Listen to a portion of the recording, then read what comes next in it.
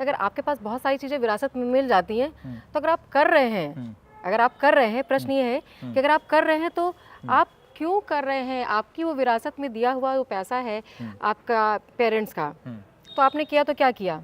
Nothing.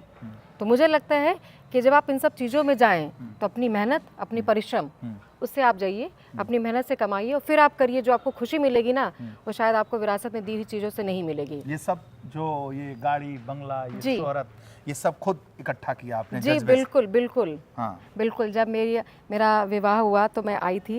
एक छोटा सा मकान था, क्योंकि फादर इन लॉ ने रहने का था कि वो लालगंज में रहेंगे, और फिर देवगांव में था कि भाई गांव है पास में, आते हैं हमारी फैमिली ऐसे। पर प्लान कुछ और था, सोचा कुछ और था, हुआ कुछ और।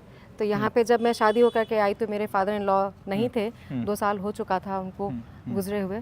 तो स्टार्ट किया था एक शुरुआत छोटी सी। फिर हम दोनों पति पत्नी ने दिन रात परिश्रम, संघर्ष, बिजनेस सेटअप करना, चीज़ें करना, वहाँ से हमारी शुरुआत हुई।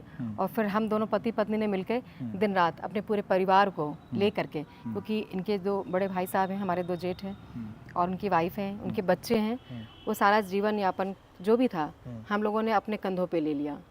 क्योंकि मैं भी जॉइंट फैमिली से हूँ, मेरी माँ अपने फैमिली में बड़ी बहू रही है, मेरे पापा, तो मैंने अपने पापा को और मम्मी को देखा था कि उन्होंने कैसे किया, हम लोग अच्छे से रहे, कैसे मम्मी ने किया। तो कहीं ना कहीं अपने मदर से लेकर के आते, तो कहीं ना कहीं वो चीज़ मैंने अपनी माँ से ली, अपने फादर से ली।